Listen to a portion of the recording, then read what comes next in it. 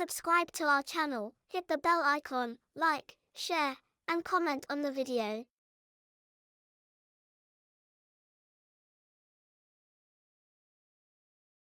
Peter एक सेठ के यहाँ ड्राइवर की नौकरी करता था। उसकी 7 साल की एक बेटी थी, मरियम। मरियम बचपन से ही देख नहीं पाती थी। जब मरियम 3 साल की थी, तभी पीटर की पत्नी स्टेला की मौत कैंसर से हो गई थी। लोगों ने पीटर को दोबारा शादी करने को कहा, लेकिन उसने किसी की नहीं सुनी, क्योंकि उसे लगता था कि सौतेली माँ मरियम को वो प्यार नहीं दे पाएगी जो उसे उसकी सगी माँ दे सकती थी। पीटर अपनी बेटी मरियम को उसकी माँ और पिता दोनों का प्यार देने की पूरी कोशिश करता था। पता है मरियम, तुम कैसी लग रही हो? परी के जैसी। बिल्कुल। लेकिन तुम्हें कैसे पता? क्योंकि ये तो आप मुझे हर दिन बोलते हैं। पापा, काश मैं भी देख पाती तो मुझे पता होता कि परी कैसी दिखती है। मरियम की बात सुनकर पीटर की आंख में आंसू आ गए। वो उसे गले से लगा लेता है। पीटर हर दिन मरियम का नाश्ता बनाता, उसे तैयार करता, फिर वो ड्यूटी पर जाता। ये सब करने में उसे कभी कभी देर भी हो जाती, लेकिन उसके सेठ बहुत अच्छे थे। वो उसकी परेशानी समझते थे, इसलिए उसे कुछ नहीं बोलते थे। क्रिसमस के कुछ दिनों पहले की बात है। सेठ जी कुछ दिनों के लिए विदेश गए हुए थे। इस कारण पीटर सेठ के बेटे की गाड़ी चला रहा था। एक दिन पीटर ड्यूटी पर लेट पहुंचा। सेठ का बेटा और पीटर कार के पास खड़े हैं। मतलब तुम तो हद करते हो पीटर। तुम्हें बोला था आज जरूरी मीटिंग है, जल्दी आना। लेकिन तुम लाट साहब की तरह अब आ रहे हो। सॉरी सर, वो ऐसा है कि देखो, तुम अपने बहाने मुझे मत सुनाओ। मैं तुम जैसे कामचोर को अच्छी तरह से जानता हूं। पगार पूरी चाहिए, लेकिन काम आधा करना है। ऐसा नहीं है सर। देखो, मुझसे बहस मत करो। मैं अपने पापा की तरह बिल्कुल नहीं हूं। मुझे तुम्हारे जैसे ढीले लोग मेरी कंपनी में बिल्कुल नहीं चाहिए। तुम आज ही अपना हिसाब करो और कहीं और काम देख लो। प्लीज सर, ऐसा मत कीजिए। मुझे नौकरी से मत निकालिए। तो क्या तुम्हें मुफ्त की पगार देता रहूं? चलो निकलो यहां से। चलो, निकलो। क्रिसमस के पहले पीटर की नौकरी चली गई।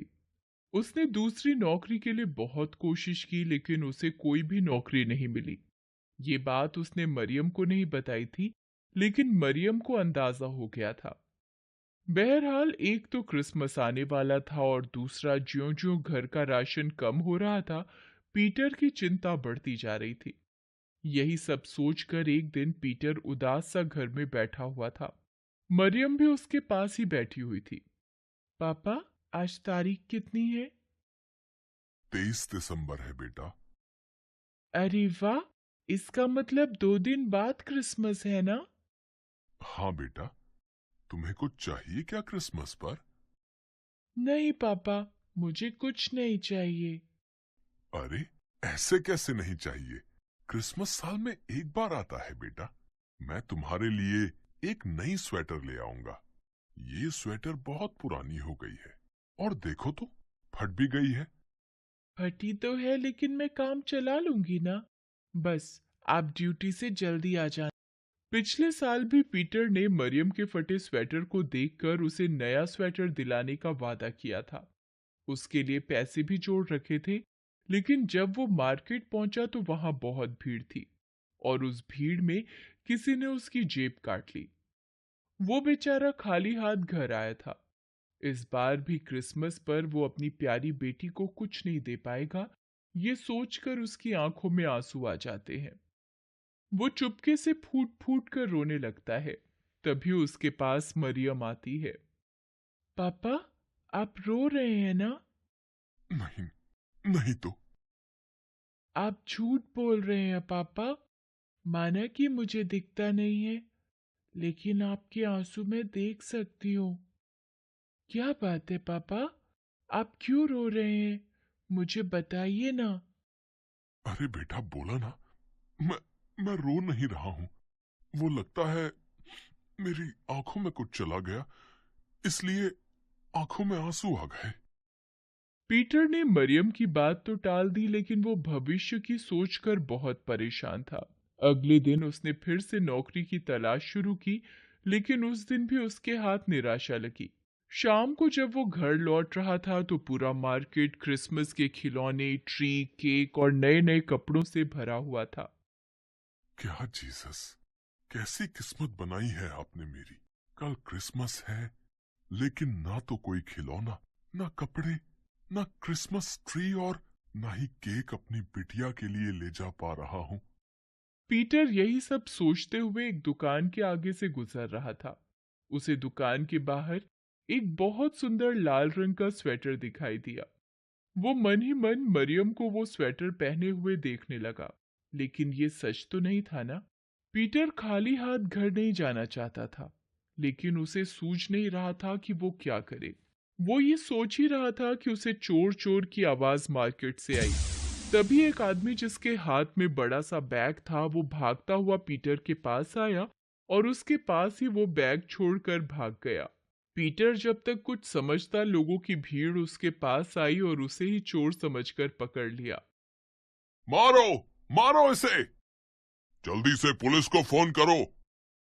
पीटर ने लोगों को लाख समझाया कि वो चोर नहीं है, लेकिन लोगों ने उसकी एक न सुनी और उसे खूब मारा पीटा। फिर उसे पुलिस के हवाले कर दिया। कब से हो इस धंधे में और कौन कौन है तुम्हारे साथी? किस धंधे में साहब? मैंने कहा ना, मैं चोर नहीं हूँ। मुझे छोड़ दीजिए, मेरी बेटी घर में अकेली है, वो बेचारी देख भी नहीं सकती। प्लीज मुझे घर जाने दीजिए ना। झूठ बोलना बंद करो।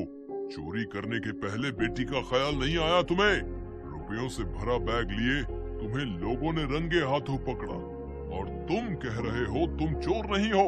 साहब, कभी कभी आँख का देखा भी तो सच नहीं होता। तुम मुझे ज्यादा ज्ञान मत दो।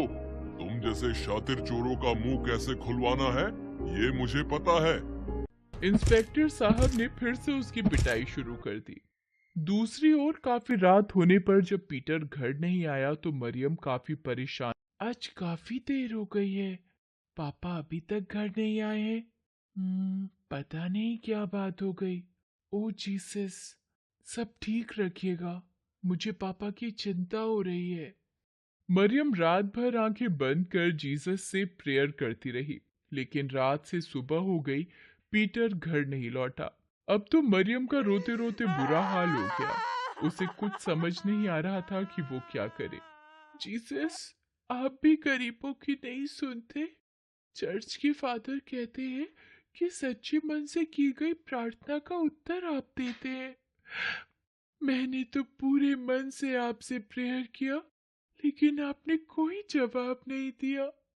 अगर आपको लगता है कि आपके बिना मैं अपने पापा को नहीं ढूंढ सकती, तो ये आप गलत सोचते हैं। आखिरकार मरियम ने खुद ही अपने पापा को ढूंढने का फैसला किया और घर से निकल गई। मरियम अपने पापा के बिना कभी इस तरह घर से बाहर नहीं गई थी। उसे सड़क की भीड़ भाड़ का अंदाजा नहीं था। वो किसी तरह गिरते संभलते अपने पापा का नाम पुकारते आगे बढ़ रही थी। दूसरी ओर पीटर भी मार खाते खाते बेहोश हो गया था। हवलदार, लगता है ये कुछ ज्यादा ही शातिर है। बिल्कुल मुंह नहीं खोल रहा। कोई बात नहीं, इससे तो मैं बाद में निपटूंगा। इंस्पेक्टर साहब ने उस समय तो उसे छोड़ दिया, लेकिन शाम को फिर से पूछताछ करने की बात कहकर वो थाने से अपने घर जाने के लिए बाइक पर निकल गए। थोड़ी दूर पर उन्हें मरियम सड़क के किनारे बैठी हुई दिखाई दी। वो रोए भी जा रही थी। इंस्पेक्टर की बेटी भी मरियम की उम्र की ही थी, इसलिए उसे देखकर उन्हें दया आ गई और वो अपनी बाइक रोककर उसके पास गए। तुम कौन हो बेटी? इस तरह रो क्यों रही हो? तुम मुझे बताओ, मैं तुम्हारी मदद करूंगा। आपको जीसस ने भेजा है क्या अंकल? जीसस? हाँ, उन्होंने ही भेजा है। अब बताओ, तुम क्यों रो रही हो? मेरा नाम मरियम है। मैं अपने पापा को खोज रही हूँ। वो कल रात से घर नहीं लौटे हैं। क्या नाम है तुम्हारे पापा का? कैसे दिखते हैं वो? तुम मुझे बताओ, मैं उन्हें ढूंढूंगा। पीटर नाम है उनका। वो कैसे दिखते हैं वो मुझे पता नहीं। मैंने आज तक उन्हें नहीं देखा। अरे, ऐसा कैसे हो सकता है? अच्छी भली तुम दिख रही हो और कहती हो कि तुमने अपने पापा को नहीं देखा। कभी कभी आँख का देखा भी सच नहीं होता है अंकल। मैं जन्म से ही नहीं देख सकती। इंस्पेक्टर ने जैसे ही मरियम की ये बात सुनी कि कभी कभी आँख का देखा भी सच नहीं होता है, उसे थाने में बंद चोर की याद आई। उसने भी बिल्कुल यही बात कही थी। उसे ये भी याद आया कि उसने कहा था कि उसकी बेटी जो देख नहीं सकती वो उसका इंतजार कर रही होगी। ये सब सोचकर इंस्पेक्टर को बहुत ग्लानि महसूस होने लगी। वो मरियम को अपनी बाइक पर बिठाकर थाने ले आया। इंस्पेक्टर पीटर को हवालात से बाहर निकालता है। साहब, आप फिर से मुझे मारेंगे? मुझे मत मारिए ना, मैंने सच में चोरी नहीं की है। प्लीज मुझे घर जाने दीजिए। अरे, मैं तुम्हें नहीं मारूंगा। मैं तो तुम्हारे लिए क्रिसमस गिफ्ट लेकर आया हूँ। Christmas gift? इसके बाद इंस्पेक्टर ने मरियम को आवाज लगाई।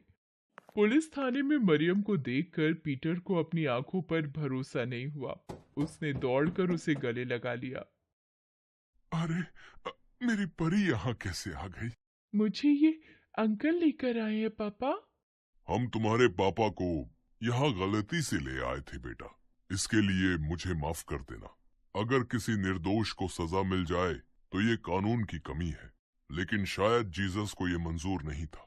तभी तो मरियम तुम्हें खोजने निकली और इसकी बातों से मुझे पता लगा कि तुम झूठ नहीं बोल रहे थे। I am sorry. शाम को पीटर मरियम के साथ चर्च गया और दिल से प्रार्थना की। आखिर जीसस ने उन्हें बड़ी मुसीबत से बचाया था। शाम को इंस्पेक्टर साहब भी चर्च आए थे। उन्होंने उन दोनों को मैरी क्रिसमस तो कहा ही, साथ ही एक बड़ी खुशखबरी भी उन्हें दी। पीटर, हमारे पुलिस विभाग में ड्राइवर की नौकरी की वैकेंसी निकली है। मैंने तुम्हारे नाम की सिफारिश की है। बस तुम्हें ड्राइविंग टेस्ट में पास होना होगा। पास कर जाओगे ना टेस्ट? जरूर पास करेंगे सर। पीटर ने ड्राइविंग टेस्ट पास कर लिया। अब वो पुलिस विभाग में ड्राइवर के पद पर काम करता है। इस क्रिसमस उसे ऐसा गिफ्ट मिला जो वो अपनी पूरी जिंदगी नहीं भूल सकता। Thank you for watching. Subscribe to our channel, hit the bell icon, like, share, and comment on the video.